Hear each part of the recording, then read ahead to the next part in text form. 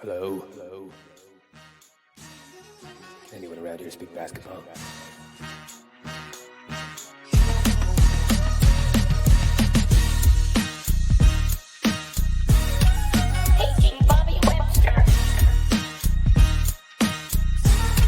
This is Adam Silver.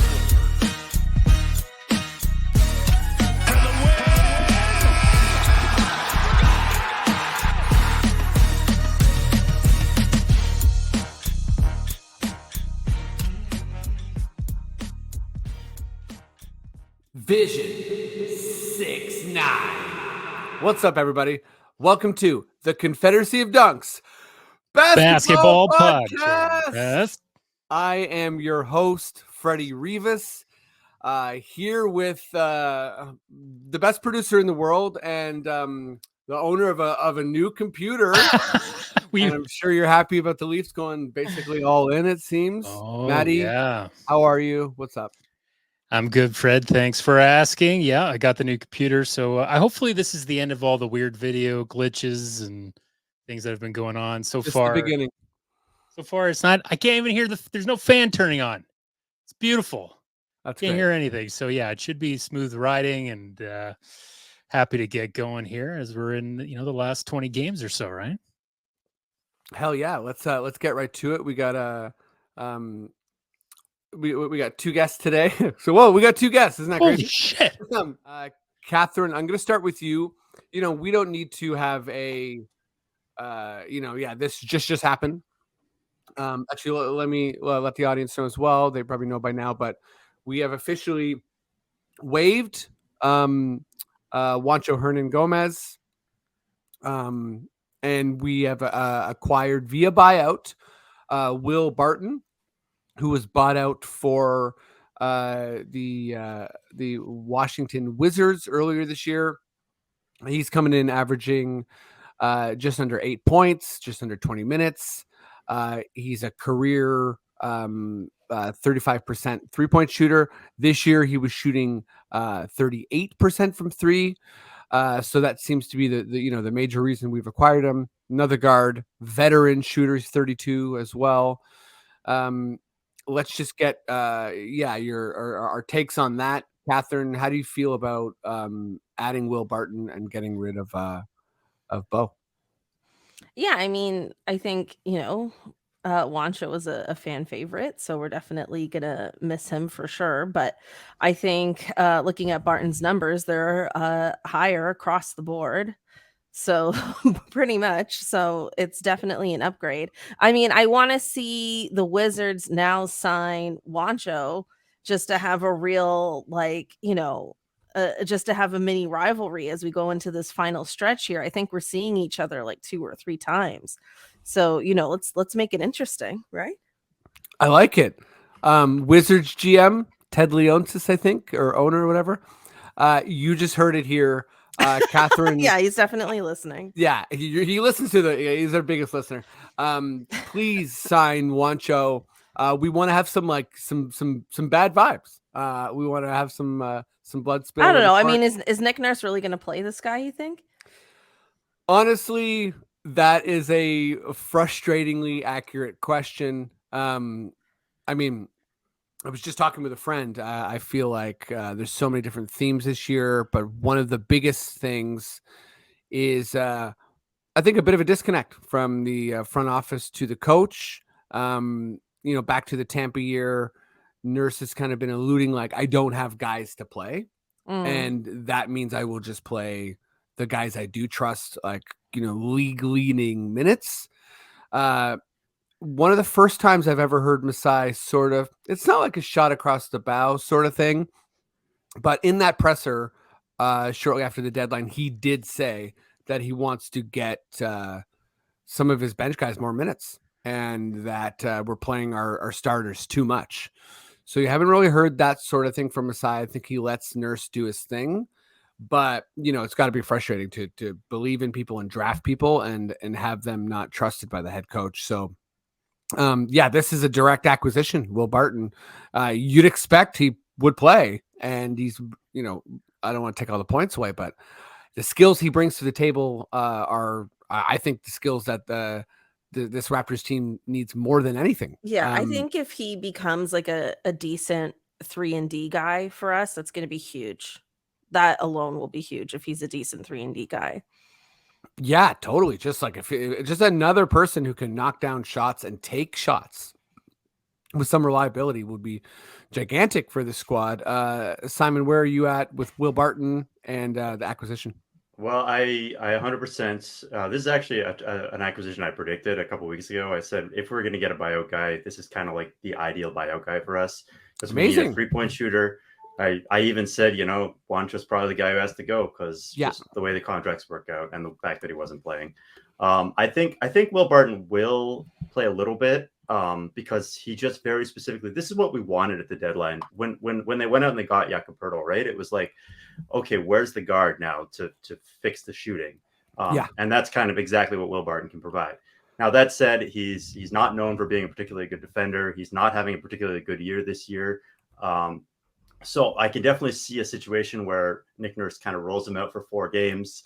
Maybe he misses a couple of shots, misses a couple of rotations on defense, and boom, he's right in the doghouse with Malachi Flynn, with everybody else. But at least it's the front office specifically addressing the need that we've been asking them to address all season. And I mean, once you go and you get Jakob Poeltl, you have to do what you can to push for that play-in spot, to push for that number 6 seed if possible. I'm sure we'll get into that later. But yeah, that's basically my take. Yeah, that's a great take. And I think though, that's where I think the major issue with this team has been shooting. And there's been, it's not as if it hasn't been, my voice cracked hilariously there. It's not as if there hasn't been any attempt to address it. Obviously, Otto Porter, right, is a shooter that was brought into this team. And, I mean, he has had a lot of injury history, but I don't think anyone expected for him to have a season-ending toe dislocation.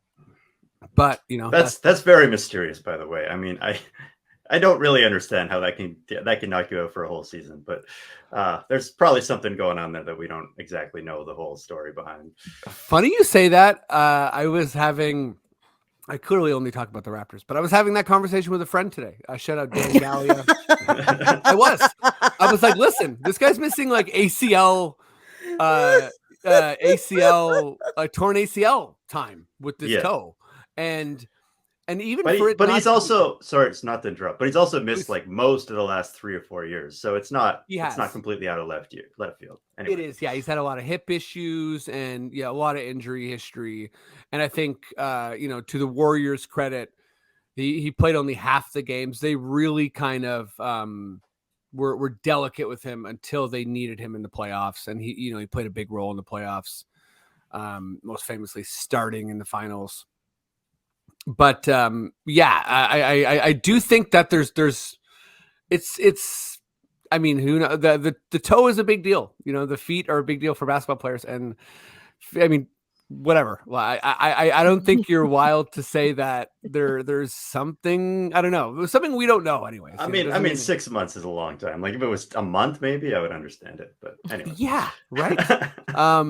I want to see Otto Porter Jr. say that in a press conference. Hey man, the toe's a big deal. Hey, my toe's a big deal. But my fear is what you were saying, Simon, is that we get a guy like Barton and there's something that he doesn't do on defense. And that's kind of like he gets in that doghouse. I'm hoping that there's a veteran aspect of this. I'm hoping that you get a guy like Barton, not expecting him to do things he can't do, right? Like you're not going to expect him to lock up, Darius Garland and Donovan Mitchell, right? But you do expect him to hit an open shot. And he's here to take the Malachi Flynn, Jeff Dowtin minutes. That's basically what it comes down to. He's not going to be playing major minutes or anything. He's here to take this 10 minutes a night that they need to rest Fred VanVleet or need to rest one of the other guards, wings type players. So yeah, totally. And with a bunch of guys on this team that are still developing their shot, and like Precious and Scotty and Boucher, I wouldn't say he's developing a shot, but he's just not a great shooter. With guys like that, you really do need someone to kick the ball out to, and someone who's willing to take the shot as well. But yeah, and I it's think, not going to be Joe Wieskamp. We found out last game, but yeah, it's not right. I'm willing to give him another shot, but yeah, I feel like he's had one wildly good performance and one wildly bad performance. I mean, that was just, it wasn't that it was missing shots, right? It was like air balls left and right. Like, yeah, it definitely seemed like he was like ridiculously, like that first shift he played for the team, like where he would just like hit all three or all four of his threes, was like, oh my God. Mhm. And then, yeah, there's got to be some middle territory for him, like based on what we saw against Cleveland. But yeah, let's stick with you, Simon, for this next question. And this is basically, it's 20 games left. When you listen to this, we will have played Chicago already. And where not do you want, where do you think the Raptors are going to end up in the East? What is the seed at the end of the year? End of these 20 games, where do we finish? Okay, so we're ninth as of this recording right now. I've got them moving up to eighth. I think eighth is very reasonable, very palatable. You could theoretically move up to sixth if everything breaks perfectly right, but that requires a lot of teams falling off. Yep. I think I did the math, and it's like if the Raptors go something like 15-5, 14-6, and Miami, Brooklyn, they kind of fall off, then there's a chance you could get up to sixth. But I think the more reasonable expectation is to slide up to eighth, maybe sneak into seventh, but essentially in that 7-8 spot where you're guaranteeing yourself 2 games in the play-in instead of having to go to play the one and then having to win the first one. So I think definitely they can accomplish seventh or eighth, but sixth is going to be a tall order, and I think ninth would be a disappointment. Yeah, well said. Well said. Where are you at, Cathryn? I agree. I mean, you look at it right now, you'd have to predict that the Nets, the Heat, and the Hawks are going to slip. And I don't think all 3 of those teams, in addition to us winning like 15-5, like he said, is going to realistically happen. I mean, Brooklyn, obviously, we all know what happened with them, but they're still a decent enough team, and they are banking on all the wins they did get in the first half of the season. So the odds of them dropping off too far isn't great. With the Hawks, they just hired Quinn Snyder. So that's a huge X factor. We have no idea how that's going to shake out over the next 20 games. And the Heat are the Heat. Like, they are proven. So, to say that they're going to completely fall off, I'm not sure. So I do think that, 7th or 8th is realistic, maybe more likely 8th than 7th. But I do think 7th is a lot more in reach than than not. But I don't think 6th is realistic. It's highly optimistic at best. It's not realistic. The only thing I will slightly disagree with is that if we do end up 8th, we should all be very happy with that, because look at where we were even just a month ago. The turmoil, the blow it up conversations left, right, and center. You know what I mean? For us to go from where we were a month ago to being 8th, that's good. That is, you saved your season 1,000%. If you're 7th, even better, because we were in 12th for a really long time. So all of it is improvement. It's so great that we can even have this conversation on a real level. But yeah, it's 7th or 8th, and it's a first round L to the Bucks or the Celtics, pretty much. But everyone, considering where we were, should be pretty okay with that. Yeah, I'm sure the sort of like, I guess the tanking crowd would disagree with that, as they want to be as bad as possible. But I am not in that crowd, and I totally agree. I agree with both of you. I'm gonna go out of the limb, and I'm actually gonna say the 6th spot is actually not really in play. I just feel like you're really hoping for a dramatic drop off from one of those teams, and the Raptors finishing, I don't know, like, like anywhere over over five games over 500, I think is just too much of an ask. However, I do think that the 7th is where I'm going to predict the Raptors do finish. I expect a strong finish from Miami, but I think they've shown me at this point, they're, unlike the Raptors, they're not like incomplete and missing parts. I think they are a little bit on the older side, and they have some young developing players. Bam is incredible, but I think the Miami, they're a gritty team. You don't want to play them in the playoffs or in the play-in, but I feel like they're not built to win a bunch of games in a row. I don't see that with this Miami team. I think they're tough as hell, and I love Spo. By the way, I didn't know about Quinn Snyder. Am I way out of the loop? That's official now. Yeah, they announced him like yesterday. But yeah, just to jump on that point, I think the one way that you could envision them getting to 6 is the fact that it's Brooklyn. You have to catch who's the farthest ahead of you, and they're obviously in a complete retool mode at this point. Yeah. And Miami, I'm not really sold on Miami either. I think Miami has a negative point differential this year. They don't look very good when you kind of look here and there. Lowry's out. Like, guys are just in and out. Guys, a lot of them are old and not playing particularly well. I don't know if Kevin Love is really going to be a game changer for them. But then you look at the Raptors side, and the Raptors have the second toughest strength of schedule for the rest of the season, which, I mean, if you're trying to make major leaps, that's not what you want to be looking at. So I think they can stabilize. I think they get back over 500. But yeah, winning 40, 45 games at this point is probably a stretch. Yeah, I think that's fair. And the only thing I'll add to the strength of schedule conversation is that Milwaukee, Boston as the last 3 games, I sort of think that's overweighted. I just can't. Sure. Yeah. You know what I mean? I can't see those teams.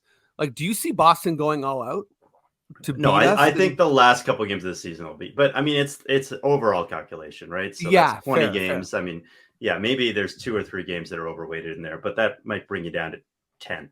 Yeah, you're still facing a tough schedule. Yeah, fair. A lot of road games. And to your point, Cathryn, just going back a bit here, I do think that Raptors fans, should be happy. It's going to be exciting. I've said it before, but I think that the Masai Ujiri play-in for what is one of the more misinterpreted quotes when it comes to him. I think that it was a bad situation, and that's sort of was a kind of a diffusing type comment. I think he does not enjoy tanking. He likes to compete, and he wants his players in high leverage situations. So I think if you're a Raptors fan, you're going to get to see, hey, all your criticisms, the people who are down on Fred, the people who are down on Scotty, whatever it might be, you get to see all those guys in a really intense scenario. And that's sports, right? We can have all the excuses we want, but you get to see them fight for the season. And even this last little stretch, it's going to tell you a lot about the core. Maybe Masai and Bobby are like, we're planning on re-signing our 3 unrestricted free agents, but 1 or 2 or 3 of those guys are absolutely terrible down the stretch here. And they're like, you know what, maybe a sign and trade. Right. I think, it does. We're going to see what this unit and this team is made of, and how much it should be built. Right. But let's move on. Cathryn, I'm going to stick with you. This is sort of like, what do you want to see in these last 20 games from the Raptors? Like, what do you want to see in the final stretch? I mean, this team has more or less started to find themselves again, which is what's really encouraging. And that's why we're even having conversations about the 6th seed. So all of that's great. Yep. I'd like to see, OG get his offensive rhythm back, now that he's back from this wrist injury. And then outside of that, I just want to see us have what I would call a quality win. I want to see us get quality wins. So wins where we're controlling the tempo and the pace of the game from the outset. When the other team makes a run, we're able to hold on, we're not giving up the lead, and then we win the game, because that is what good playoff teams do. Yeah. And that is absolutely something I would love to see on a more consistent basis going into the end of this season. That would be, I mean, that's a fantastic answer. I think that would be absolutely wonderful to see. You know, I feel like we almost saw it in that Utah game, right? Which ended up being A total a disaster. total disaster. But like, it's sort of the energy was there. We were like, oh man, like we're better than this team. And then I was at that game, we and I took our- had yeah. two seltzers. That's what they sell there, seltzers. Shit, And it was big like night, big it night. was like I blinked and we lost the game. Like I feel Yeah. like it was a blur. I have no idea what happened. Yeah, that was it was like a blur in a terrible way. Yeah, that was yeah. there've been a few of those this year though, even before Yeah. the Broder acquisition. A lot of fourth quarter meltdowns. Yeah, definitely. I think, you know, like the whole bend but don't break, like absolutely does not apply to this team. Yeah. Yeah, they get bent and they will break. But yeah, great answer. Some quality wins. You know, if we can beat you know, a Lakers team that's trying to make a run, if we could beat a Clippers team, I'll go ahead and say I think perhaps we played Denver twice. Perhaps beating Denver is not really, you know, that fair of an expectation. Like anyone can beat anyone in this new parity era of the NBA, but Denver's really good. So I don't know about those games, but yeah, controlling games, right? We have this like Chicago, Washington. For me, anything other than like 2 wins in that stretch is like very disappointing. And also, I want some of those wins to be, you know, like for players to get rest, or you know, God forbid, like a big like 10 players play. You know what I mean? Simon, what do you want to see down the stretch here? So I think that is a good answer because I agree with a lot of what you just said in terms of just this team. Like we've gotten a little bit excited that this team is coming back to life, but they've been beating up on Detroit, Orlando, teams like that. Mm-hmm. And these have been like pretty close games down the stretch, like the 5-point games, 10-point games. Like, yes, it would be nice to see them take over and just dominate a bad team, or just really, really, I mean, we saw that the talent disparity against Cleveland, just completely different level of competition. Now my thing in terms of the final stretch of the season, I have 2. So one thing is I just want to see the team play with a lot more cohesion. I want to see a lot less ISO ball, a lot less taking turns kind of on the offense. And then it's kind of a counterpoint to this. It's kind of counterintuitive, but I want to see Scotty be dominant. I want to see dominant Scotty come out. I want to see how he can kind of impose his will on teams. I think, especially in that Cleveland game, I saw it wasn't just Scotty doing this, but I thought the whole Raptors as a team were being very tentative on offense specifically. Whereas, you know, you look at Donovan Mitchell, come down, he just take whatever he wanted. Raptors would kind of be jabbing, like looking around, kind of waiting for an opening.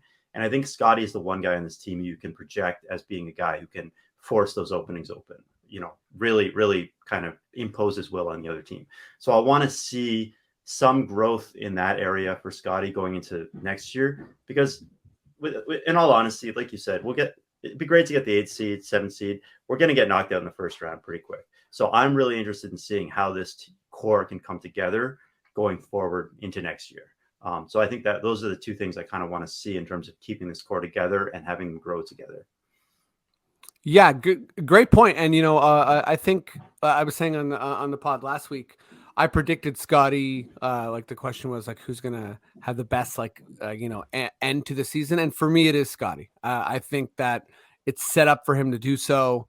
I really think he, you know, has this beautiful mix on this Raptors team where he's not relied upon too much, and he's not, you know, kind of like getting.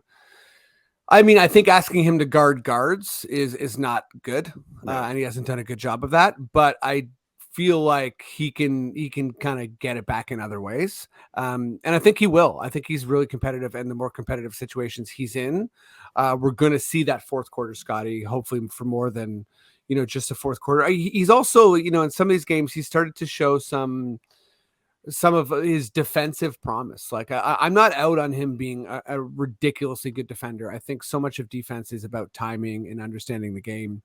And I think he has all the skills to be a fantastic defender in the league. I don't think he's a great point of attack defender, but he does have defensive skills. Yeah. I forgot what I was going to say. Sorry, I had something else to say, but I lost it. All good. Yeah, I want to see a cohesive bench unit. I want to see the same guys play every night, and I want to see them have minutes they can rely on.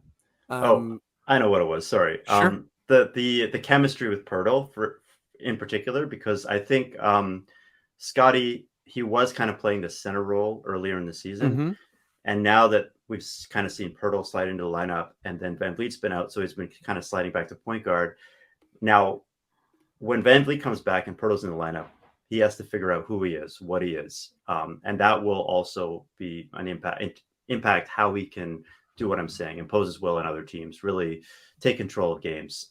So I just want to see him find his spot on the team, and that will tie into all the other points about chemistry. And yeah, well said. Yeah, that's it for the pod. That's it for the questions. Thanks everyone for listening so much. And Maddie, I'm going to bring you in for some plugs here, but first, let's go to the guests. Simon, what's up? What do you got going on? I do feel like you have a book to promote. So this is an old book, but I wrote it a couple years ago. It's called Running the Point. You can find it on Amazon. You can find it if you go over to my channel, To the Point. I always post a link to my book. It's sort of a kid's book, 60 pages, nothing too serious, but it's about basketball. It's about a kid coming up, learning how to play. So it's an interesting tie in there. And then you can go over to my channel, To the Point, youtube.com/To the Point podcast. Sometimes you can find me at Raptors Republic, but I haven't written too many articles over there lately. But that's where you can find me. Dougie J's on Twitter. Awesome. Well, yeah, thanks for joining the pod. Appreciate you, man. Yeah, great to be here. When you said old book, for some reason I was like, is that guy pulling out the Bible? No. I mean, it's been out for a couple of years. It's a kid's book. It's only so many pages. Cathryn, what's up? I know you got a lot going on, but what do you feel like promoting today right now? Just the usual, Buckets and Tea NBA show here on Raptors Republic. New episodes every Friday. So yeah, check it out. Cathryn's a great listen. I feel like I got to pump it up. She's the most frequent guest. All right, Maddie, what's up with us? What do people got to know?